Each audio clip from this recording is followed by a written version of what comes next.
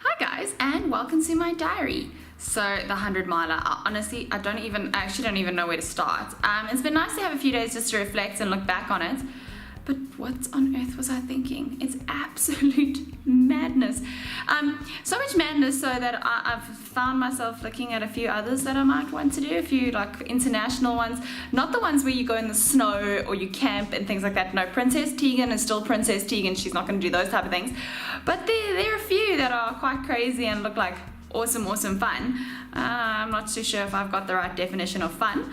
But yeah, firstly, before I forget, because I've got so much to tell you guys that I'm going to forget half the stuff I want to say. But thank you so much to all my seconds. You guys were amazing. Absolutely amazing. You know, the thing is about these type of races, you cannot do it without a team. You need a team. So they need to be there for you the whole time, and their job is actually harder than yours. You just run, and they've got to sort out if you have a problem. They got to sort. I mean, I even asked my dad to go clean the toilet for me quickly whilst I know, don't ask. But yeah, so thank you guys so much. You have no idea how much it means to me. I really could not have done it without you. And to all the other runners and supporters, you guys were amazing. Because it was on a 1 kilometer loop, I know, can you imagine going around a 1 kilometer loop? And it was on the grass. Oh my goodness, grass is so hard to run on. I think in the end it's better for me because it's a bit softer on the legs. So recovery would maybe be better. I don't know. I'm talking out of my bum because I don't have a clue because this is the first one I've ever done. But I think it's going to be better. Speaking of recovery, I've actually recovered quite well so far. I haven't run. I'm not going to run. I'm going to be disciplined. Get the right recovery and get back on track.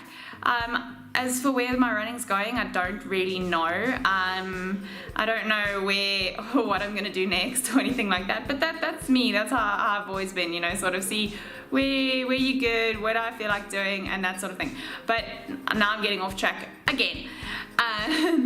But anyways, thank you so much to the other runners and the other supporters that were along the track. They were just absolutely amazing. People were cheering you on the whole way, and it was at least a good atmosphere. And it was just, it really was nice. It was, I think a lot of people are like, why would you do that sort of thing? You need to run from a point to a point. But it was actually so nice. I thoroughly enjoyed just having people around the whole time and always knowing where my family was going to be. And it suited me. It really did. And I think that's why I did okay. So we started at 4 o'clock in the afternoon. And I eventually finished at 12 o'clock the next day. Yeah, so 20 hours plus running. It's absolute madness. I never stopped, thank goodness, because when I did stop, when I was finished, I laid down and my legs just like went in complete spasm. I couldn't actually bend my legs. My brother had to come and bend my legs for me.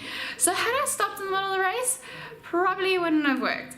I didn't walk that much either. I was quite proud of myself. I walked when I needed to eat because now you can't, like I know on comrades and stuff I don't really eat. I might have a potato here or there, but you need to eat. You're not gonna survive otherwise. So I would have a few bites here, a few bites there, and I would walk whilst because I mean you can't run and eat at the same time. And luckily I had my brother and my dad passing and his girlfriend passing me stuff all the time. So I was always well hydrated, well fed, that sort of thing. And it's all sort of, you know, going on how I feel. People are like, oh, so what was your plan and going in? Oh, plan. Just go and run. So yeah, it worked. It really worked out for me. And I think because I have a bit of OCD, it helped me because I play a lot of mind games in my mind. Like, yo, you need to point past this many people, or you need to do this, or you need to do that. And I'm always playing little games in my head to keep me occupied. And I think that really helped as well. And there were a lot of very, I can't even think of the word. Can I tell you, I think my brain cells have been fried. Like I'm forgetful. It's terrible. It's like I'm a bit woohoo all the time. But anyways, hopefully that'll sort itself out. I suppose I have always been a bit, so it's not really the end of the world. But there were runners giving me a lot of advice on the track and things of, you know, when times are gonna get tough and how to get through those tough times, because times got very tough. There's, you know, what they call the graveyard shift, and that's between like 1 and 4 o'clock in the morning when most of the people have gone to sleep and there's like no one around and there's very few people running and you are alone and it's dark and it's quiet and it's cold. And can I tell you, we're getting cold. I didn't get cold. Now, you know me, I'm always freezing. Everybody else is dying. It is so cold. and I'm running there without a top on, and I'm like, maybe I should just put a top on because everybody else has a top on, and I didn't get cold. I think it was because I'd already probably run a marathon before it started getting cold and my body was warm. So that was awesome, thank goodness, because I think I would have been miserable had I been cold. Yeah, so the graveyard shift was not fun, but I had some good advice and I got through that. And I just took it one step at a time, just keep going, keep going, keep going. And yeah, people, and then when they came 6 o'clock the next morning, there was another race that started, and there were lots of people there, and there were lots of runners I knew, so they were all cheering me on, and it was so nice. But yeah, did I get tired? Holy moly. And you know, when I get tired, I get emotional. Like, I'm one of those people who pretends, nothing bothers me, nothing gets to me, whatever type thing. Like, I come across as like, oh, that guy was so mean to me, so no one wants to move out the way, and I'm crying, and then I'm laughing, and it was quite something. But in terms of how I handled the race, I struggled a little bit to see. I don't know, my vision got a bit blurry, and I couldn't really read the board because they counted your laps every time you went around. And I said to the lady that was doing that, I said, please just tell me what lap I'm on because I can't actually see the board.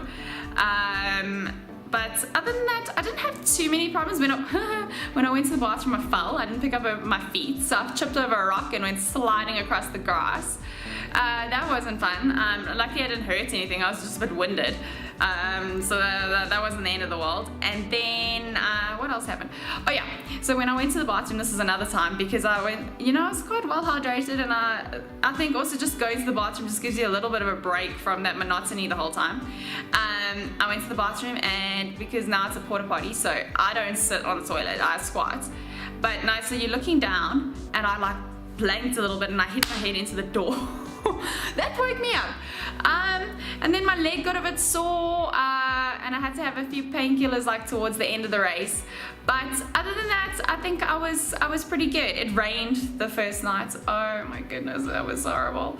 Luckily it didn't rain for too long, but it did rain, and I was like, you know, it hasn't rained at all. I mean, it hasn't rained since. It didn't rain like that before like 3 months, but on this day it has to rain, hey.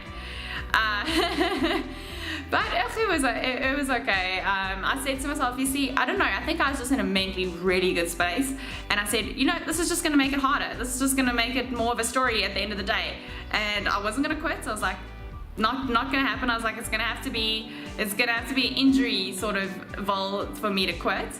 And the next morning my grandfather came, so that was nice. It was nice to see him, and he was sat there and supported me and showed me he wanted to run a lap with me. I really wanted to run a lap with him, but I'd already been shouted at, you're not allowed seconds on the course, so I couldn't take that risk. So unfortunately he couldn't run a lap with me, but the support was absolutely amazing. And in the end I ended up coming second overall, which I didn't think was too bad for my first attempt at a 100 miler.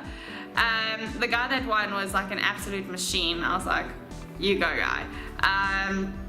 He was fast. He beat me by like 45-50 minutes, so he gave me a big clap.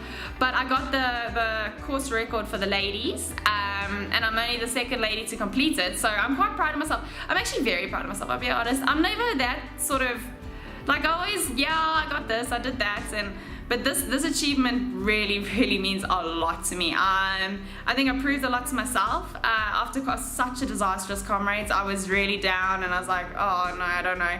So to have this good run and things like that, it really sort of helped me, and I'm really proud of it. So few people can do this, and it's not because they can't, it's just because they don't put their mind to it. But I don't know, it's always nice to do something that few people have done. Now I find myself looking at races that like only 15 people have completed, and I'm like, I want to do that race. But yeah, I think it's also messed up in the head. Maybe I should go get that checked out. But yeah, I'm very proud of myself, and very proud of the other people I've finished. I have so much respect for anyone who even attempts to do something so stupid. It is, you can't explain it. I was saying to my brother, it's like, oh, how does it feel? It's like, you can't actually explain it.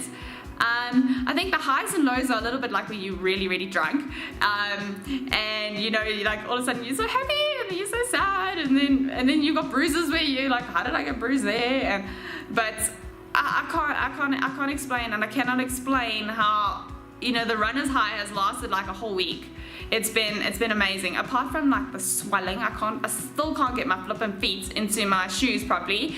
I've got a few blisters. I had the worst rash from the grass, but that all comes with the territory. Unfortunately, I'm never going to be a foot model, but I do need to go for a pedicure because Princess Tegan does still need pretty feet.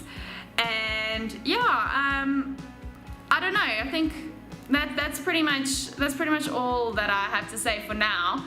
I'll keep going. Don't know when I'll start training again. I will get ants in my pants, but for now I'm just sort of enjoying the, what's the word? The accomplishments.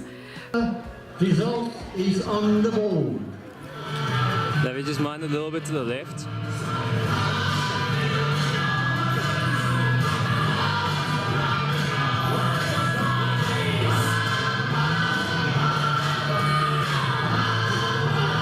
Zes is uitslaas op die bord.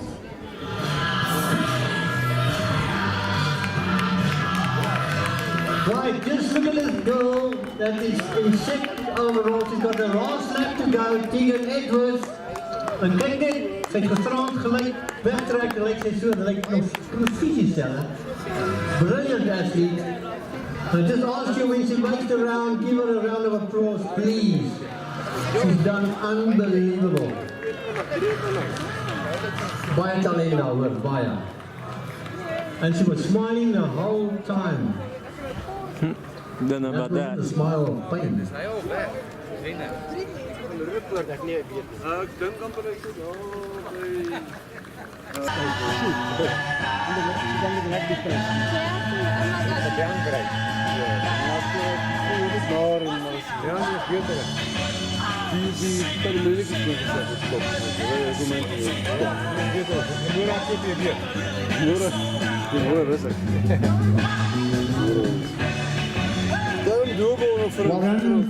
Warren, the winner of the 100 miler, will you please just come here to Harry at the end point, please? Warren. Yeah, yes, look at that, sprinting here that was taken. Brilliant, brilliant.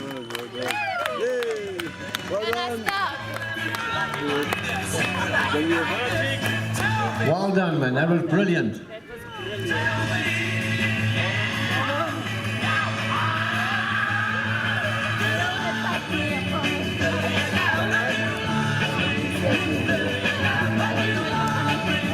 Well done. So glad. Are you going to stay for the prize or you want it now? Well, my dad's still running, so Okay, you tell me. Because I've got the trophy for you, but what time's passing? Harry, kyk asseblief vir my. Harry, kyk asseblief vir my. Ons steek is daar bo, nou. Thank you so much for everything. I really appreciate it. We never got here without you. Thank you. The next 4 runners that will finish the 12 hours, not finished, but will do that, come up towards the 80 Happy family, happy kilometers or 80 laps. They've just gone over 77. That'll be Ruan Maté, Sean Norkia, Ruan van Rooyen, and Janine van Rooyen. But anyways, guys, I think I have talked your guys' ears off. So I'm gonna love you and leave you. But thank you so much for joining me, and thank you for listening to my story. It means a lot to me. Love you guys.